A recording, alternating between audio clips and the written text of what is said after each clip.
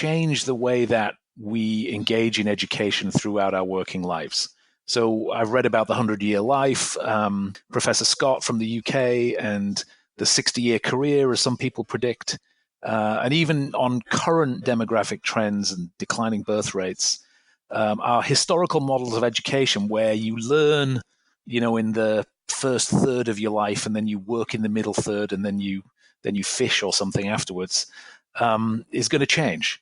Is edX an experiment in the future of education that will be driven by those changes?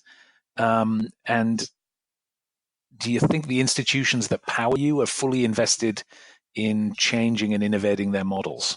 I think it's absolutely the case that education in the future will not be the same as education in the past. And lifelong learning and learning, while working is going to be the norm in the future. And there's several huge forces. One, of course, is that the life expectancy is increasing. And so you're living longer lives. And so you need to know more during that time. But I think more importantly, the life expectancy is that the half-life of knowledge, particularly technical knowledge, is shrinking. What do I mean by that? That means is that, 100 years ago, if I learned some physics, that knowledge would be useful and true for the next 100 years. But today, let's say I learned, when I was in college, I learned Fortran programming. And the life of that knowledge, particularly that skill, may have lasted, say, 20 years.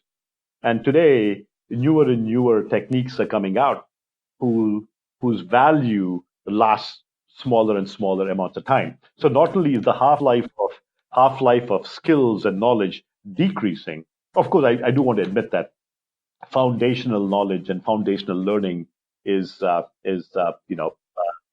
lifelong, of course, but a lot of the skills have smaller half-lives, even as our lives have grown longer.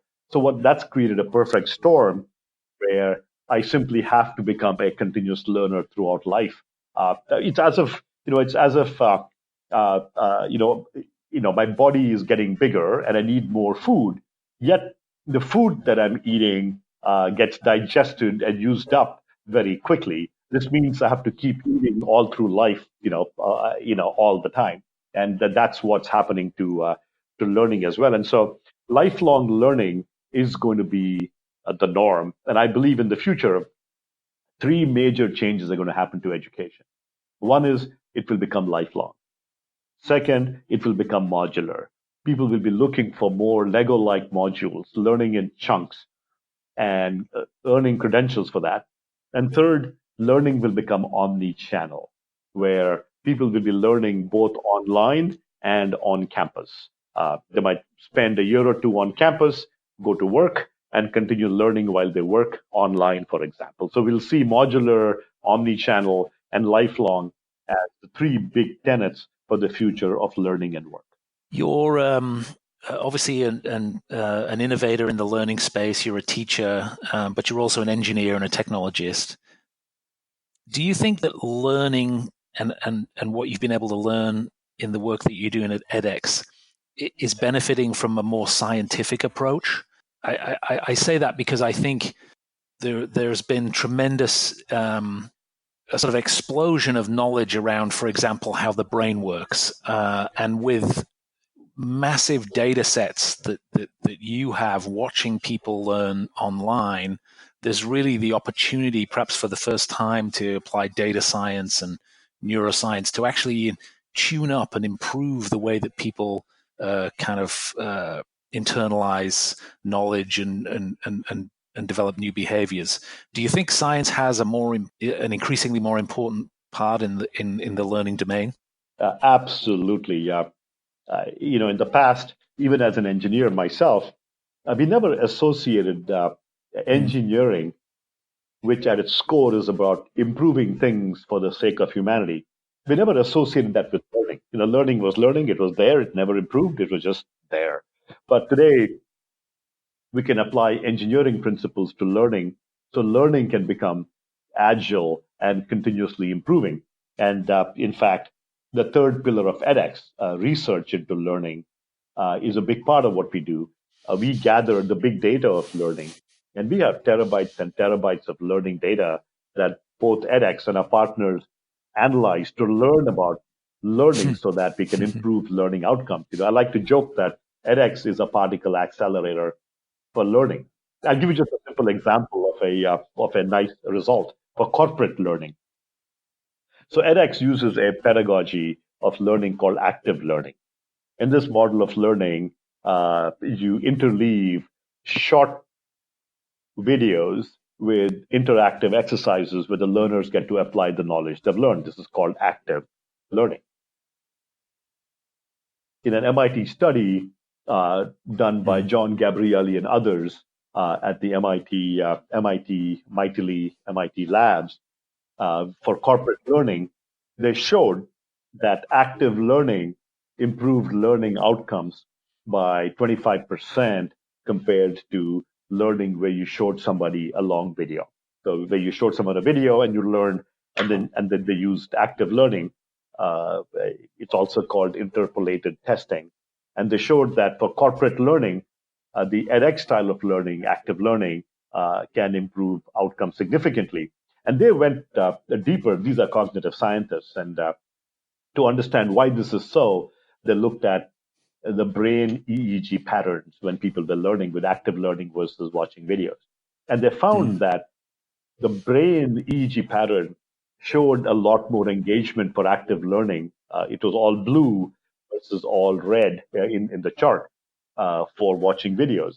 And so what they discovered was that the cognitive science is showing that the way our biology is, the way our brains are wired, they are simply more conducive to active learning and engagement than just learning through a long video. So we are now able to use analytics and data. We also support A/B testing on the edX platform. When you go to shop on a usual e-commerce site like Amazon or something, they're constantly doing A/B testing. They're showing two sets of learners two different things, and depending on who buys more, that becomes the new norm. We're now able to do that on edX. We support A/B testing on the platform for educators. So educators can then show learners two different ways of acquiring knowledge. Maybe they show them some text or they show them a video, and then they can give them a common assessment and they can see who does better. And so this way we are now beginning to improve learning through A/B testing, which is foundational to the edX platform. It's really, really exciting stuff. And I think it's probably appropriate for me to ask you at this point is where can people find more information about edX, about edX for business, and also about the work that you're doing around the future and efficacy of learning? So we cater to both learners and businesses. And for businesses, I would encourage you to go to business.edX.org and check it out. And let us know if you're interested. We'll communicate with you. Or simply, Google edX and any topic you want to learn about, and you'll come to our site. We also have a mobile app, so people can be learning on the go. Yeah, perhaps that's the best call to action. Just go to edX and find something to learn and engage. Absolutely. Believe me, it's simple. Imagine being able to learn without having to fill out application forms, without getting recommendation letters, without submitting your SAT scores. Just go to edX.org, type what you want to learn. Let's say you want to learn about soft skills. Heck, if you type soft skills course into Google, just type soft skills course into Google, and edX's soft skills program will show up, and just go and start learning. Excellent. Well, I have one more question to ask you. Before I do, I just want to thank you for your work. I think some of the innovation in the last 15 years has really been driven by edX and your peers in the MOOC space. It's extraordinary the impact you have. And we didn't really get into it, but the attention to detail of the pedagogy and underneath, as well as the work you're doing on research, I think is so valuable. And I'm really intrigued that you're bringing that to the enterprise now. I think that's very, very exciting. Could I ask you one last question, as a more personal question that I ask of all my guests on the podcast? And That is, was there anything that in particular that inspired you to do this kind of work? You've obviously dedicated a lot of your life to helping innovate in the learning space. What was there something in particular that motivated you? I grew up in India. I went to a small town. Grew up in a small town, Mangalore, and then by good fortune, I get into IIT Madras, and which is a top institute which accepts very few people from those who apply. And I still remember in the first physics exam, out of the class of 300, two people failed, and I was one of them. And a big part of that was I was simply not prepared for calculus-based physics, while they assumed that everybody coming in had learned calculus-based physics in high school.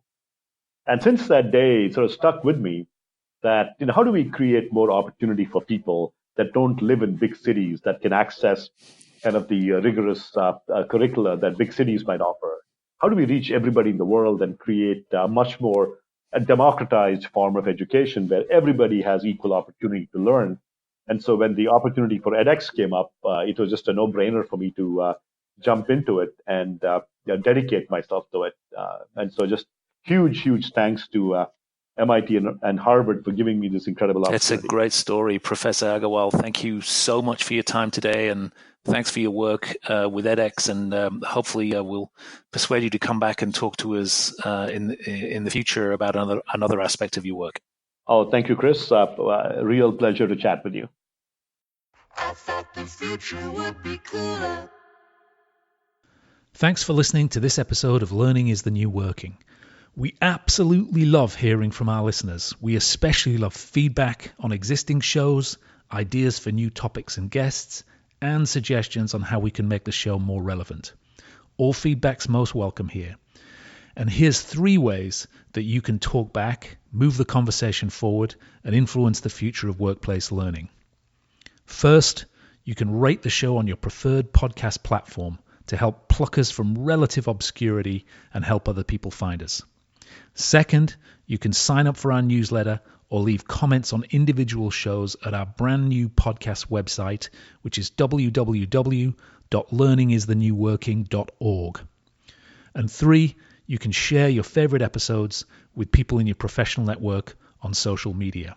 We'd like to thank all our participants, our season sponsors, and you, our listeners. And we'll see you next time on Learning is the New Working. I thought the future would be cooler.